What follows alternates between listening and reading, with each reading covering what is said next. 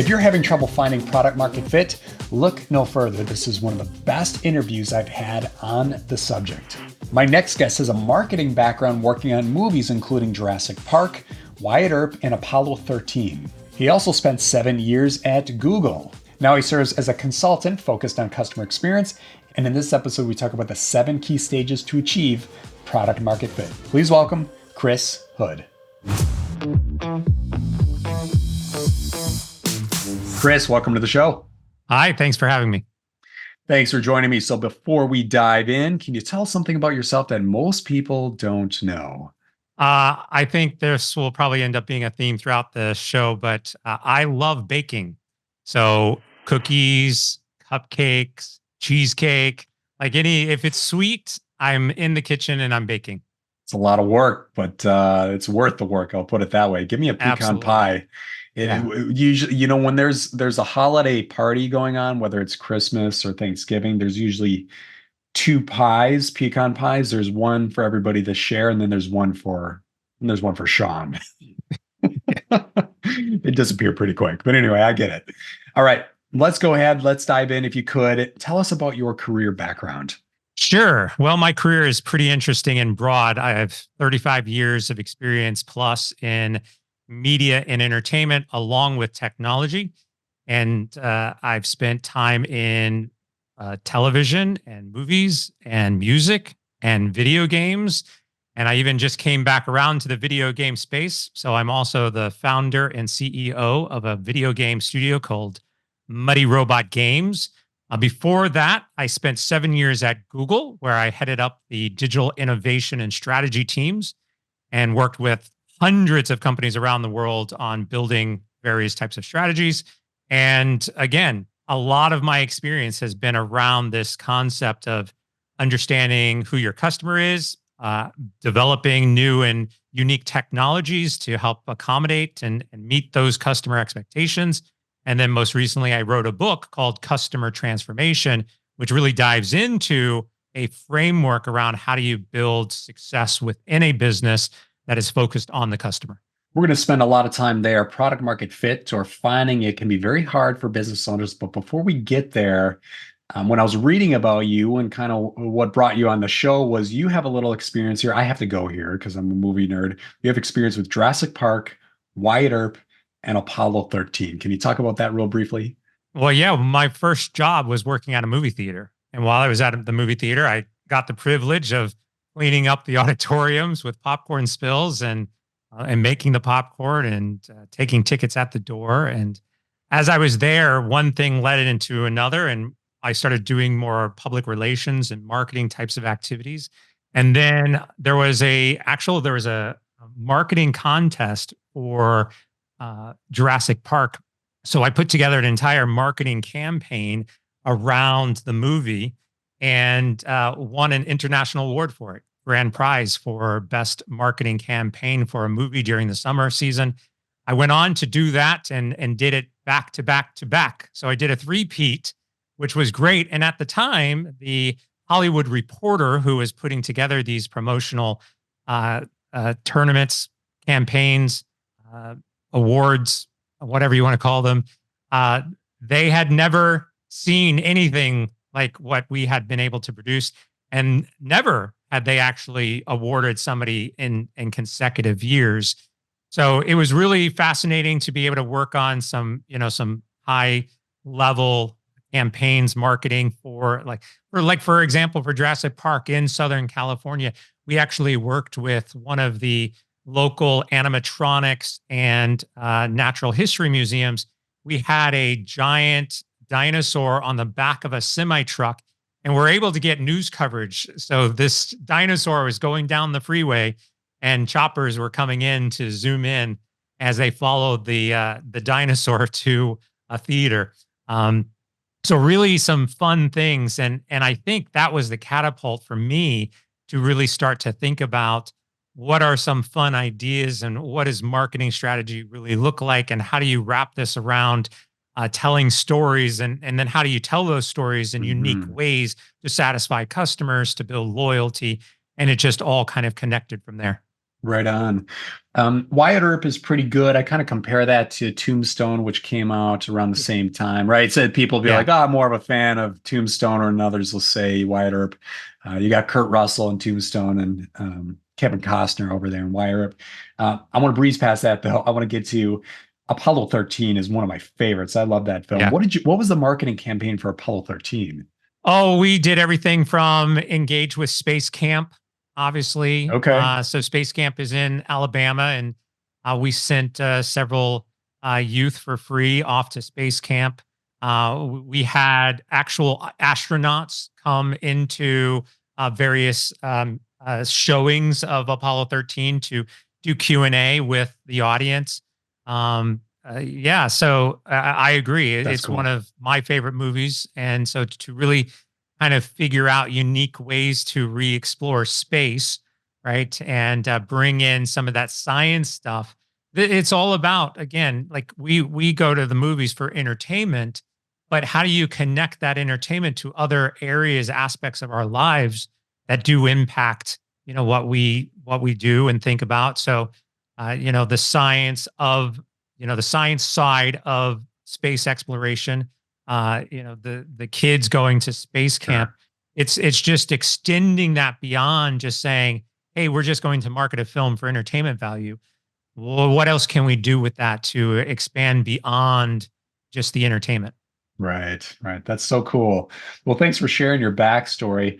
Let's go ahead and transition to this framework you mentioned within your book, which really is around product market fit. And just to hammer on that for a second, I've talked to a lot of business owners through the years that are really striving for it. I've also talked to business owners that they know all and they know how to find product market fit without their customer, which is baffling to me. But I'm sure you've heard dozens of stories, and we're going to dive into a few here today. But start with the book, tell us about it at a high level, and we'll kind of drill in. Yeah. So the book is called Customer Transformation. And what it recognizes is that it's really your customer who is the one that's transforming on a regular basis. Because of today's digital age and because of how we engage with businesses through technology, our needs, our expectations, how empowered we are to voice our opinions and share our feedback through social media, because all of that is so dynamic and so evolving on a regular basis. You cannot be static as a business owner. You have to be able to recognize that your customers are transforming more rapidly than ever before, and as a result you have to be able to transform your business directly as a result of that, right? So I'm sure there's a lot of people out there thinking, well, digital transformation. What we were actually witnessing over the course of, say, the last 5 years is a destruction of what digital transformation really is all about. Everybody was trying to formulate it. Well, digital transformation was the buzzword, just like AI is Mhm. today. And so digital transformation will solve everything. The problem with that is that the companies and the business owners, the entrepreneurs were focused more heavily on the technology, the digital piece of this, than on the what that technology is going to solve, which is your customer. So I really wanted to shift that narrative and write the book as a framework to say, let's look at it from the customer perspective because it's your customer that is transforming. And then you have to figure out how to keep up with that through various your technology, the culture of your organization, how you think about connecting business values back to your consumers. All of that is impacted once you recognize that your customer has to come first. And so the book outlines a 7-stage framework to accomplish that. Before we hit record, we're talking about an example you ran into, which I found very humorous. I'd love to dive into that real quick about finding product market fit. Yeah, I was on a online social channel, social media for a group of entrepreneurs. And this is founders, entrepreneurs. There's probably 20,000 people in this group. And somebody posted a question that basically said, I've finished developing our main product. Now, how do I find customers? And I kind of chuckled. And my response was, start over.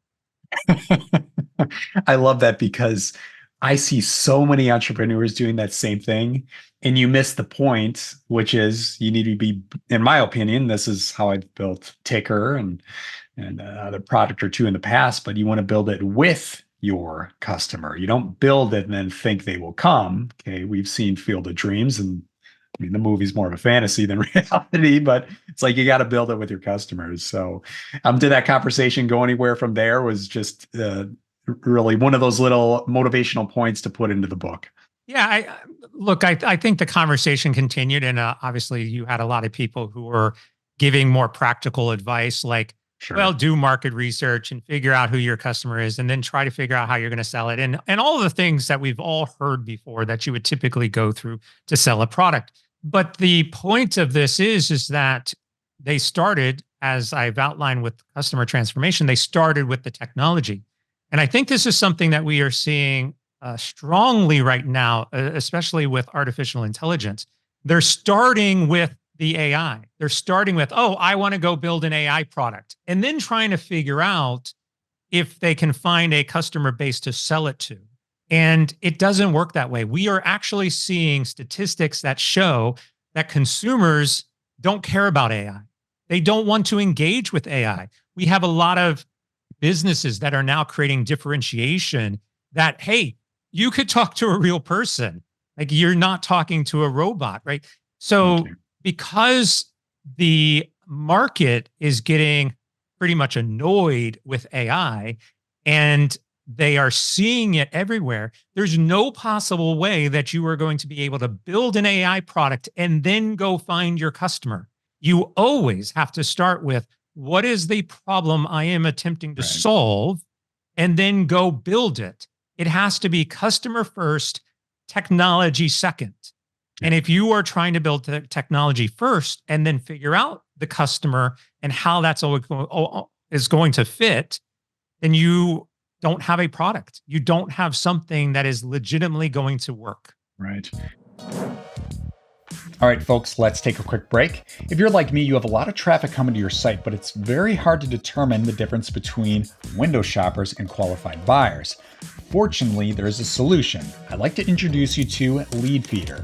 Lead Feeder is a tool that shows you what companies are visiting your site, what their browsing behavior is, and it integrates that data within your CRM. The solution? Convert more traffic into sales. Head to leadfeeder.com for a free demo and get a free extended premium trial when you tell the rep that you heard about Leadfeeder through Payback Time Podcast. All right, back to the show. I was seeing that a lot a year ago as all the buzz, people stamping AI on a product, kind of like back in the early 2000s, they literally put .com on the end of the name and people get excited about it. It's like, what can you walk me through what problem this solves? Well, it's got AI. Cute, Right. but what are we doing here? So I'm with you 100% is drill down to what is the pain you're removing? What problem are you solving? Let's dive into this framework a little bit. You got these seven frameworks. Is that how you phrase it? 7 stages. Okay. So the framework is 7 stages. And I'm happy to go through really quickly what those are. And Yes. then it kind of all ties together. So the first one is customer, because you have to start first with your customer. Makes sense. Stage number 2 is interfaces, because you want to understand how the customer is going to interface with you. Number 3 is journey. What is that journey that they are going to take with your company? And I have argued more recently that the concepts of customer journey mapping is completely outdated and useless to the most extent. But that's all in journey. Number 4 is ecosystem. And it's the recognition of building an ecosystem, not just with your products, but the integration of your community, both inside your company and outside of your company, as well as finding ways to partner with your competition, which I also think is something that is very hard for a lot of entrepreneurs to Mhm. do. And then we get into number 5 with it, which is the culture of your organization and how you build teams and support those teams. And then number 6 is the technology. Crazy. We go through 6 stages before we even get to the Mhm. technology. And then the 7th stage is business. And it's the value that you will generate by going through those 7 stages. And real quickly, this can work reverse. The customer to the business, those 7 stages, we call outside in. You're starting outside your company, and then you're working your way inside of your company. Okay. But if we go backwards, inside out, this is what a lot of entrepreneurs do. What is my business? Oh, well, I've got a name of my business. I've got a brand and a logo. I build a website. You get all that done. Then you're like, Mhm. okay, now I want to build some technology. It's a SaaS platform. It's going to use AI. Okay, then you build your technology. Then you're like, okay, now I got to build a team to help me build that technology and support it. And then I might introduce that out into an ecosystem. And then I try to figure out what is the journey of my customers. And then I figure out, well, how are they going to actually interface with this journey? And then who are my customers? And yet there are so many people who do it this way. And the simplest way to explain it, it's as if you were trying to build a house and you're starting with the roof first before building the foundation. You can't do it. And yet people try Yep. all the time. All the time, the most naive business owners, and they think they're experienced. And I've seen the same. They start with a business, they start with a logo, all that cutesy stuff, and they don't start with a customer. Oh, we'll worry about that later. Unbelievable. So I real quickly on that. yeah, So I can look at a product and say, hey, I want to build a product, and I can make some uh, philosophical hypothesis about who that customer is. But you know what's rooted in that, no matter what? It's what's the problem I'm solving. So if I can figure out what that problem is, then I assume that there are customers that have that same problem, and then I can start building it. Now, if you're experienced enough, if you got 35 plus years of experience doing this, you get to a point where you can kind of see the big picture and map that out, but not without identifying what the right. core problem is. And that's, I think, the biggest issue that a lot of people have is they just want to skip over that because they just want to build some new technology that solves their problem, right? And then they start getting some feedback. Like, I'll go to you, Sean. Hey, I've got this great idea. Here's the product, and you're like, yeah, that sounds like a great idea. What they typically do is they're like, hey, mom, I got this really great idea, and mom's like, yeah, that's a fabulous idea. Like, do it. And you can't get biased opinion in that process either. You actually have to go and do the research to determine if there is market fit, and then base everything else you do from there. So when people are diving into the book, do you kind of give them a tactical roadmap to dive into each stage? Do you kind of Yep. talk about timelines, how long you should theoretically spend at each stage? You do. You're nodding your head here for those that are not watching YouTube but listening. Chris has given us the cue here that absolutely that's what you want to do. So you don't have to go through all the stages here because we want people to pick up the book, but break it down a little bit in that first stage, customer. Yeah, so the book does have action plans. So I've provided you with an actual action plan for each stage of the framework, and it supplies you with a timeline. It supplies you with questions to ask inside of your organization, reflective questions for you to ask yourself in the process. The book is also designed for anybody, whether you're a business of one and you're just starting, entrepreneurs, or enterprise-wide businesses. When we think about customer as the first stage, it's a lot of what we're talking about. It's actually communicating with the customer to better understand who they are and what they want. It's an empathetic view. There's some other frameworks that are involved in this, such as design thinking, which is really an empathetic view of how you design products, even technology products and SaaS products. And it also shifts your mindset. It's designed to really start to uh, provide you with ways that you should think about this, just like what we are talking about. It is absolutely amazing to me when I go into large enterprise organizations, and we're talking the largest of the largest companies, name brands you are all familiar with. And I sit down with a group of executives and I ask them, how many people in the room believe that you have incredible customer service experience, support, and that you are solely focused on the customer? And most of the time, 95% of the people are going to raise their hand and say, yes, we are. And then I go through a workshop with them just based on shifting that mindset. And then I ask that question again. No one is raising their hand Mm. because they start to recognize that the way I think about a customer first is nowhere close to what they're actually doing within their business. And so, if you want to get a really solid start about how to think about the customer first, then that's the opening chapter. Love it. All right. And then that leads to interfaces. Stage two. Yeah. So interfaces is all about the recognition that we interface with our favorite brands and products differently. So if I was to ask you this question, think about your business and think about how your customer interfaces with your business. Now, if I said remove a mobile app and remove a website, have I eliminated all of the ways that your customers currently interface with your business? You might argue email might be one. You might Hmm. argue that, hey, we do have a phone number and people do call us. You might also have some sort of social media. So you might say social media, but even that is going through a website or a mobile app. But when we think about interfaces, we're also talking about different types of multi-sensory. Like we're getting into the realms of virtual reality and imagine if I could actually smell your product. In Japan, there's a scientist who's inventing taste TV, where you could literally go and lick the screen and taste what is on that screen. So that's a different type of interface. And think about the times that you go to the gas station and whether you have an electric vehicle and you're plugging it in or whether or not you actually go to a gas station, you are getting out of the car and you are putting your credit card in and you are pressing a button and filling your tank up. But imagine if the interface was actually the car itself with the gas pump itself. Imagine your car actually has your wallet and your credit card information. And as soon as you pull up, it creates a connection and it communicates with each other.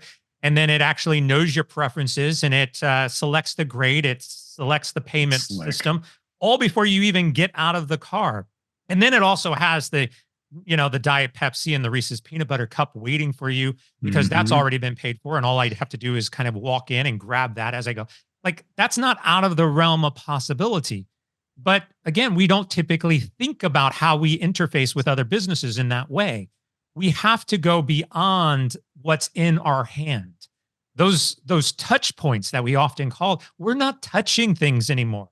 We are talking to our Alexas and our Google Homes. We're asking them to do things. So we have to get to that mindset that the interface is also evolving and how people are going to interface with your product or with your business is also going to change. And you got to think about it differently.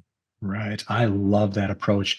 Gets you thinking about where I'm going is how do people use a product that's similar to mine today? And how could they be using it tomorrow? And that gets you thinking about I'm already looking at number six, technology. What do we need to build? And this discussion here, way up front at number two, gets you thinking about all the different avenues, especially how could they be interacting with us or our platform tomorrow? Well, it also goes back to the customer. This is why it's a natural fit because part of that empathetic, perspective is, I always find it funny when I go into the grocery store and I swipe my credit card to pay for my groceries, right? And I say Mhm. this all the time. What if the grocery store said, we don't take debit cards, we only take cash? Right now, today, a lot of people would probably leave the grocery store, right, Yep. and go to a different grocery store, because the way we want to engage with that business is already set. We already know how we want to, and we've all experienced it. We have actually experienced times when we go and we try to like pay our bill, or we go and we try to cancel a subscription, and it goes through all of these kind of loops and ladders and hoops and ladders to try to do whatever it is we want to do. All of that is just creating friction in the process. And so, if I was to ask a whole bunch of people, like, would you prefer getting out of your car and paying for your gas, or what if your car could actually pay for the gas itself? I'm sure a lot of people would say, yeah, let the car do it. Like, that's a great way to think about interfaces because the customer is going to dictate. Uber is a great example. Yeah. Uber, it used to be I would stand on the side of the street and I would hail a taxi, and then I would get in the taxi and I would try to figure out how to pay. And now I'm paying for it before the car arrives. We've changed the interface. The success of Uber is not the technology. There's no unique technology in Right. Uber. The innovation was in the interface between the customer and what the product was, what the problem they were solving. I love this. We can't stop here. We got to go to number 3, journey. Yeah, so journey is all, it's your customer journey. It's all thinking about your customer experience, your customer Yeah. journeys. And as I said, typically we think about customer journey as it is in the framework of my business. I guarantee you 100% of the people who are listening who may have thought about their customer journey and have definitely built a customer journey map have thought about it as this is my business. This is the traffic that I'm leading to, and this is how I want to get people into the flow. But today, we don't do that as consumers. So I'll give you 2 examples. Let's quickly go through, since we're talking about movies. Think about the time you went to see a movie at the theater. For me, it was like find a babysitter, make some dinner reservations, book my my seats, pick the seats that I want in the theater, get those sent to my phone, go to the grocery store, get some candy, smuggle candy into the theater, go find my seats. I had a conversation about this actually a few weeks ago. Are you a go to concession first, or are you go to your seats first and then back to concession? Like I am a go to my seats and then concession, but most people are like, yeah, concession, then my seats, whatever. Anyway, and then when I leave the theater, well, now I'm sharing. It was a good movie. I leave reviews. I make plans to go see it with somebody else, whatever the case might be. There are so many different activities that we are doing before we even reach the theater. And then you're expecting that your customer journey map is only going to be the moment they walk in the door to the moment they leave. Mm. And then when they leave the theater, there's a whole nother slew of things. Do you realize that we use somewhere between 8 to 9 different applications to go on a trip between air, hotel, restaurants, taxis, Ubers, calendar systems. And yet for us, it's one journey. We're going on a trip. And all of a sudden, you got all these different layers of experiences that you have to intermingle with each other to try to figure it out. Imagine going to the grocery store and all of a sudden you're in the grocery store and you're shopping and you're putting stuff in your basket and you realize, oh crap, I forgot to pay a bill. And now you're logging in, you're stopping in the middle of the grocery store, you're pulling out your phone, you're paying the bill. And then all of a sudden you pay the bill, your balance has decreased and you realize, I got to put that mac and cheese back on the shelf because I can't afford it anymore. Those are real life experiences by customers that completely disrupt your basic premise of what a customer journey is, because we are not linear anymore. We are living in a dynamic world where things are constantly evolving around us. And this concept of multi-dimensional and multi-experience types of journeys that impact other things that we are doing during the course of that journey have to be considered. And that's what I outline in chapter 3. I want to drill into this third one here a little bit further. Customers may be thinking, that makes a lot of sense, but how do I do this in practice? Are you actually talking to potential customers and do you ask them questions like, okay, so you're kind of interested in what I'm doing. Can you walk me through the steps you're taking or the things you do? And then you kind of write everything down and then kind of organize a journey from there. Like, how do you approach this third one? So I just did a workshop on this. And what I asked people to do is to say, okay, let's start with thinking about things that your customers do before they even get to your company. That's before. And then let's also think about what are the things they do after they leave your company. So don't think about anything all of the things that they do during your company, you can answer. You already know. You've thought about it, right? You've thought about your social channels. You've thought about the pipeline. You've thought about, the funnel. You've thought about your marketing. You've thought about you've thought about the messaging. You've thought about all of that. But have you given any thought to what that customer is doing when they're not even in your building or not even in your little environment? And if you start to think about it, like, for example, let's just say, I'm a shoe company. I sell shoes. Well, what are the things that they're doing before? Have you thought like, well, you might have a persona. We're not talking about personas. We're actually talking about the things that happen. Like again, the movie theater. I go to the grocery store and I buy candy before I go to the movie theater. What if the movie theater actually could figure out both what candy I am buying at the movie theater or at the grocery store, and how many people are actually doing it, and what are the ways that I could potentially build some sort of partnership or relationship back with the grocery store and share in that data to build a deeper ecosystem and a persona about the consumer. This is not like, hey, just plug in things. I mean, Zapier as a technology is an integration technology that allows you to connect a whole diverse different types of technologies to do some sort of process. Why can't you do that with your journey map? I I really like this point here because you hit a keyword there, partnerships. And that's, I mean, you work for Google, you get it. Like you want to work with other businesses that can really accelerate your business fast. And the best way, find those partners, complement something they're doing, and then flip side of that equation, you can complement what they're doing. And yeah, Another real quick, example of this: Google, on Google Home devices. I have one behind me back here for anybody who's watching. Uh, you can connect Microsoft Zoom on Google Home. Now, the first thing you would think is like, well, Microsoft and Google are competitors. yep. They have basically the exact same products that are competing against each other. Why would Google put Zoom on it? And why would Microsoft want to put Zoom on Google Home? To sell more? There you go. Because they realize Win-win. that if you've got Zoom customers, they'll go and buy the Google Home devices. And Google Home sells more devices. And then Zoom sells more subscriptions because it's now available regularly for other people. Right.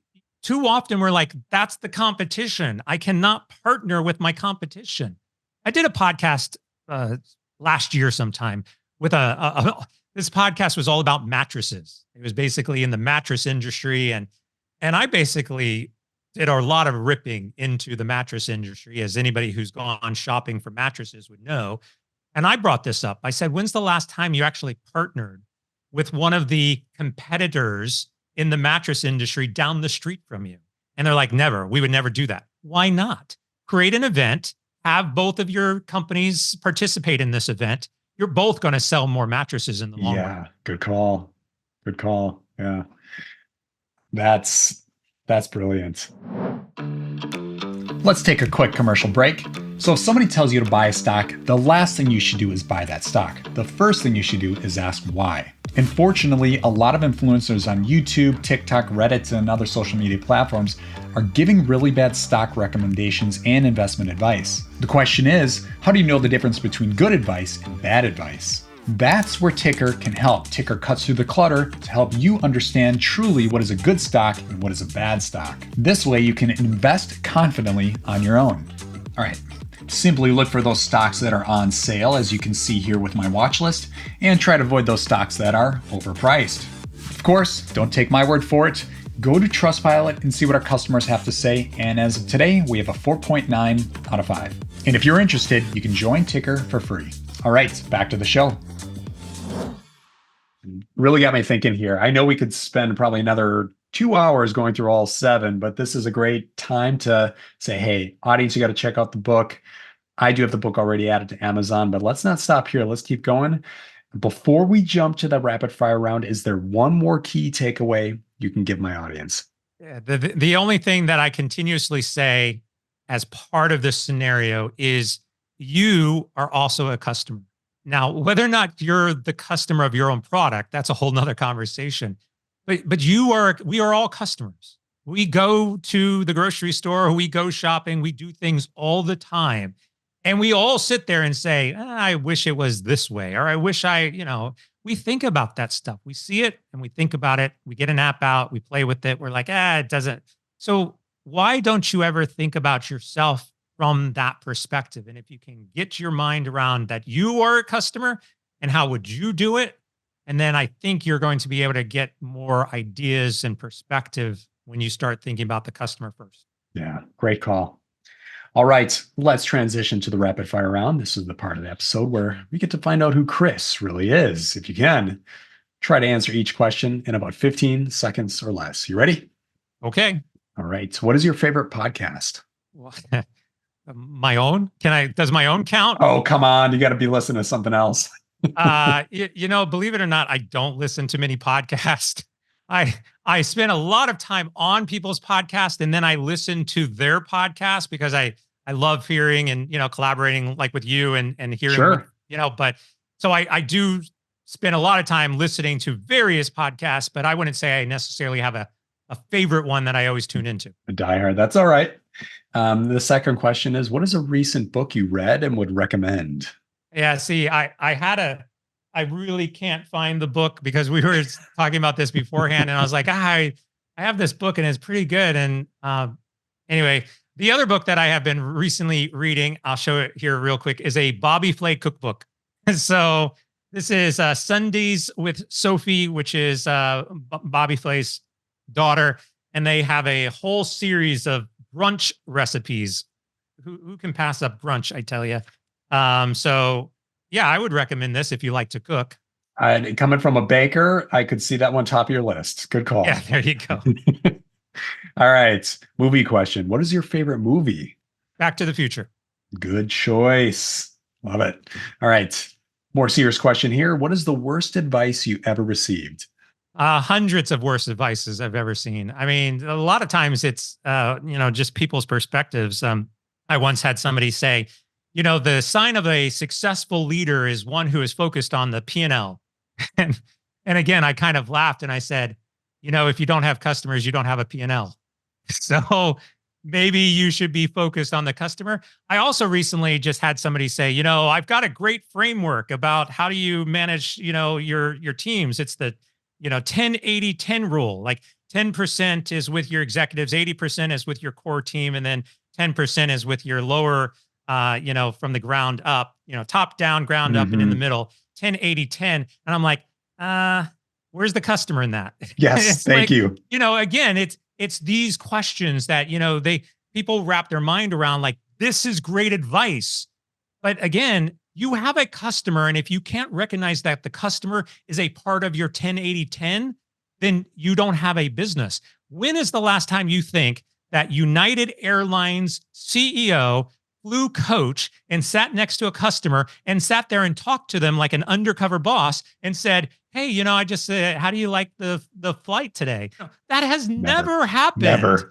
And yet if it was my world, it'd be like, 50, 20, 20, 10 or something, and 50% of my time would be talking with customers because ultimately at the end of the day, as a CEO, your only responsibility is your customers. Yeah. There's a few people I'd love to send this to. All right. And I'm going to, but to make a comment on that, I love those stories, those undercover stories, and you get the CEO asking those questions. And it's like, you got to maintain that. I don't know how people lose track of that. And this is probably why corporate world never was going to be my thing for life, because I would raise those questions. I'd hear ideas and like you said, frameworks, and then I say, what are the customers' thoughts on this? Like, did you get their input? And be crickets. I'm like, yeah, okay, this is not going over well. Yeah. I even undercover boss I find interesting because it's still an internal perspective, right? You're dealing with your teams, you're dealing with your operations. You usually pinpoint, a manager or an employee and you talk to them and maybe you get rid of somebody, maybe you promote somebody. But in not a single episode of Undercover Boss are they actually talking with the customers, right? Mm-hmm. It's almost like I would love to produce a new Undercover Boss that is just customer perspective. Yes. Yes. Love it. All right. Flip that equation. What is the best advice you ever received? Um, Best advice I've ever received is fail. It's one that I talk Yeah. about a lot. It is okay to fail. It is a learning experience. That's how we innovate. So don't put too much pressure on you. Continuously learn, continuously evolve, continuously try to stay hungry, but accept that failure is part of the equation. I'll use the phrase fail forward and fail fast. All right. Last question here. Time machine question. You'll get this one, Back to the Future. All right. If you could go back in time to give your younger self advice, what age would you visit and what would you say? 17, and I was working at a software et cetera in the mall. And it's a hilarious story because one of our employees, every break, every day he had a break, he would go over to the bookshelf and he would pull off a big yellow book. Basically, for those of you who are familiar with the yellow pages, it is basically like the yellow pages. But in this yellow pages were IP addresses. And it was all of these IP addresses for where to find information. So it was a yellow pages of IP. This was before the internet really took boom and before .coms. And we would give this employee the hardest time every day. Like, why are you reading that stupid book? You're back to reading that book. Like, get over it. That's never going to be a thing. And I always say, if I could go back in time and tell myself one thing, it'd be like, buy the book, buy .coms, and then I think I would have been in a completely different perspective. Yes. But yeah, it all stemmed from that yellow pages of IP addresses. That is such a cool story. I almost the way you started, it's like it could be start of a screenplay. It's like, Yeah. you find well, it all started back when I found this book and it led me to this IP and that led to Yeah. okay, you And the have my crazy thing attention. is he knew, like he was actively interested in this, and I was like, I should have just listened, but I don't. Love it. All right. The book is Customer Transformation, a 7-stage strategy for customer alignment and business value. I'm on Amazon right now, about to throw it on my cart. You guys should check it out, but where else can the audience reach you? Yeah, you can reach me on my website, chrishood.com, CHRISHOOD.com. And on there, you will find my podcast, my book, if you want to buy it off of the website. You'll find my social media profiles, my blog, how to get in touch with me. Basically, everything you need to know is right there, chrishood.com. Awesome. Chris, thank you so much for your time. This was awesome. Absolutely. Appreciate it. All right, see ya.